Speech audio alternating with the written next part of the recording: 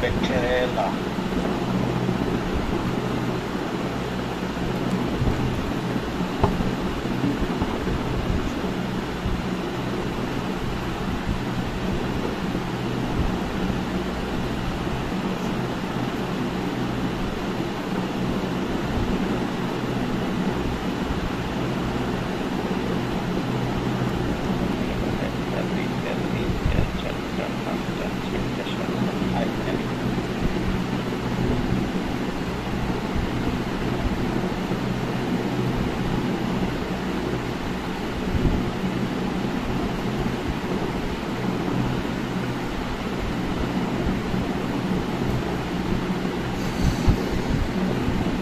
কম নেওয়া যাবে না, মানে স্যার 282 একটা আছে 90, ওটা নেওয়া যাবে না স্যার?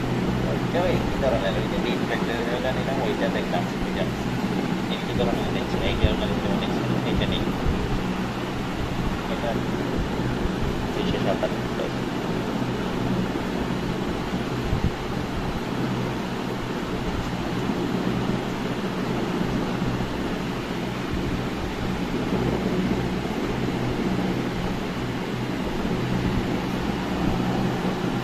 ঠিক আছে, এখানে আমরা টোটাল 8টা সিকোয়েন্স নিয়েছি। এটা সরাসরি আমরা এখানে দিলাম একটা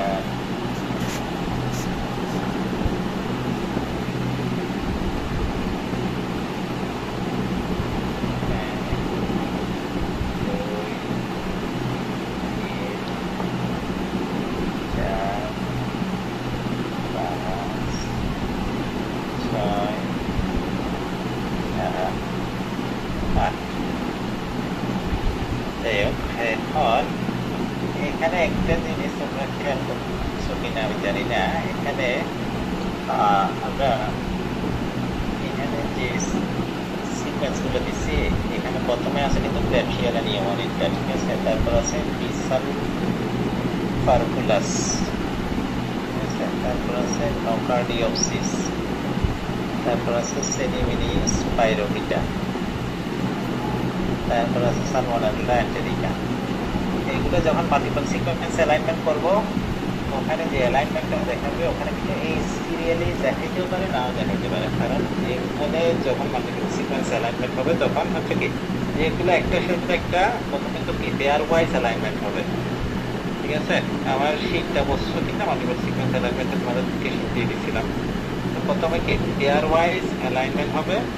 এই যে পেয়ার ওয়াইজ অ্যালাইনমেন্টের যেটার কাছাকাছি ক্লোজলি রিলেটেড গুলো শুরুর দিকে থাকবে, মানে একটার কাছাকাছি যেটা ক্লোজ, প্রথমে যেটা থাকবে এটার সাথে ক্লোজ, যেটা বেশি আইডেন্টিটি এটা এটার পরে থাকবে, তারপর ওইটার সাথে যেটার আইডেন্টিটি বেশি ক্লোজ বেশি ওইটা এর পরে থাকবে। হবে সিকোয়েন্স, হবে সিরিয়ালি সাজাই ফেলবে অ্যালাইনমেন্টের সময়। এখানে যে সিকোয়েন্সে দিচ্ছ ওই সিকোয়েন্সে ওখানে অ্যালাইনমেন্টে দেখা যাবে না, ঠিক আছে। এই যে আমি এভাবে দিলাম, অথবা তুমি কি করতে পারবা, এই যে তুমি বলছিলাম না আমি এমএস ওয়ার্ড ফাইল অথবা ডক ফাইলে ইয়া করে এখান থেকে ওই ফাইলটা জাস্ট চুজ করলে তাও হয়ে যেত আর কি, ঠিক আছে। এরপরে ওখানে কপি করে এনে পেস্ট করলেও হতো সবগুলো একসাথে, অথবা ওই ফাইলটা সরাসরি চুজ করলেও হয়ে যেত, ঠিক আছে।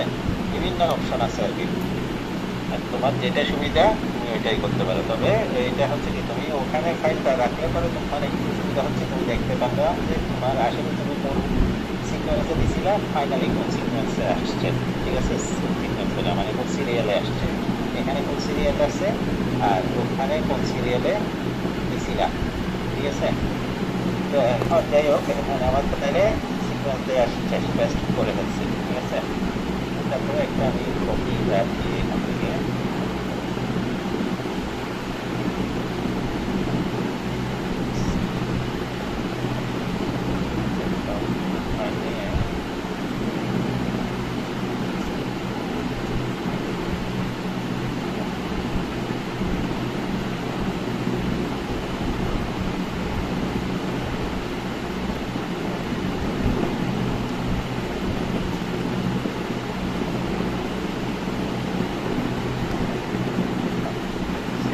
এখন হচ্ছে কি তুমি কোন ফরম্যাটে দেখতে চাও এই ফাইলটা, ঠিক আছে। এখন বিভিন্ন ফরম্যাট আছে, আমি ওদের হচ্ছে কি ওদের রিকমেন্ডেড এটা হচ্ছে cluster copy with character counts, মানে কয়টা ক্যারেক্টার এগুলো নাম সহ দেবে ওইটা। এখানে ফাইলিং ফরম্যাট যদি তুমি এটা ইউজ করে ফাইল জেনারেটরি কনস্ট্রাক্ট করতে চাও তাহলে তুমি ফাইলিং ফরম্যাটে নিতে পারো, ঠিক আছে। তো বিভিন্ন ফরম্যাট তোমার প্রয়োজন অনুযায়ী আমরা এটাই দেখবো, এই যে cluster copy with character counts এটাই থাকবে আমাদের, ঠিক আছে। আর কোনো কাজ না, তুমি এখানে তোমার যেটা সিকোয়েন্সি আছে তুমি তোমার জবের একটা টাইটেল দিতে পারো, এটা হচ্ছে কি আমাদের হচ্ছে এটা একটা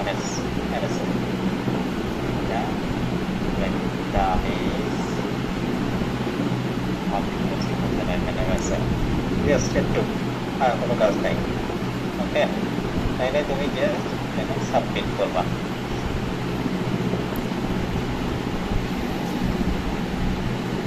সাবমিট হয়ে গেছে। এখন তোমার কাজ শেষ। এখন ওরা তোমাকে কি করবে,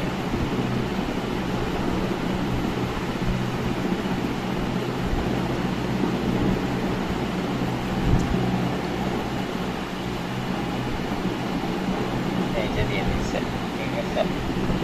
সিকোয়েন্স মাল্টিপল সিকোয়েন্স অ্যালাইনমেন্ট করে আমরা দেওয়ার সময় দিচ্ছিলাম কি তোমাদের মনে আছে ইয়াগুলা, এগুলো হচ্ছে যে এক্সেশন নাম্বারগুলা, এই যে প্রোটিনগুলো এক্সেশন নাম্বারগুলা আমরা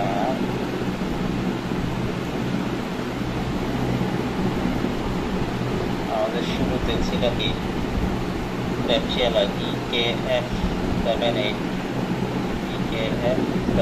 এটার প্রথমে ছিল, এটা এখন দ্বিতীয়তে চলে আসছে, ঠিক আছে, 2 নাম্বারে চলে আসছে। এভাবে মানে যেটার সাথে ক্লোজলি রিলেটেড এটা এভাবে সিরিয়ালি কি হবে এখানে সাজাই ফেলবে আমরা। এটা হচ্ছে কি আমার মাল্টিপল সিকোয়েন্স অ্যালাইনমেন্ট। এখন এটাকে তোমাকে ইন্টারপ্রেট করতে হবে, এক্সপ্লেইন করতে হবে এই সিকোয়েন্স অ্যালাইনমেন্টটা। আমরা যদি দেখি এখানে সিকোয়েন্সটা যদি দেখি খুব বেশি কি কনজার্ভ রিজিয়ন নাই, ঠিক আছে। এখানে যদি সবগুলা রেসিডিও একই থাকে তখন স্টার মার্ক, এখানে দেখো অ্যাস্টেরিস্ক বা স্টার মার্কগুলো আছে, যে সমস্ত কলামে সবগুলা রেসিডিও সেম আইডেন্টিক্যাল রেসিডিও একদম কি কমপ্লিট কি হয়েছে কনজারভেশন হয়েছে, মানে এখানে কোনো চেঞ্জ হয় নাই, কনজার্ভ এই রেসিডিও, এটাকে স্টার দিয়ে ডিনোট করে, ঠিক আছে। কোলন থাকে কোন সময়, যখন কনজারভেটিভ সাবস্টিটিউশন হয়, ঠিক আছে। কনজারভেটিভ সাবস্টিটিউশন হলে এইগুলো হচ্ছে কি সিমিলার রেসিডিও দিয়ে একটা কি হচ্ছে আরেকটা, মানে যাদের কেমিক্যাল প্রপার্টিস হাইড্রোফোবিসিটি বা হাইড্রোফিলিসিটি এবং কি সাইজ এটা সেম থাকবে, মানে সাইড চেনের প্রপার্টি সেম এবং অ্যামাইনো অ্যাসিডের কি সাইজটাও সেম থাকবে তখন কি, এবং হাইড্রোফিলিসিটি বা হাইড্রোফোবিসিটি সেম থাকবে তখন এই ধরনের ডাবল ডট দেখা, মানে কোলন দিয়ে ওই কলামটাকে ডিনোট করবে, ঠিক আছে। এটার অর্থ হচ্ছে কি কনজারভেটিভ সাবস্টিটিউশন, ঠিক আছে। আর যখন সিঙ্গেল ডট বা পিরিয়ড থাকে, এই পিরিয়ড থাকার অর্থ হচ্ছে কি নন কনজারভেটিভ সাবস্টিটিউশন, সাবস্টিটিউশন হচ্ছে কিন্তু নন কনজারভেটিভ, এটা কনজারভেটিভ সাবস্টিটিউশন না, ঠিক আছে।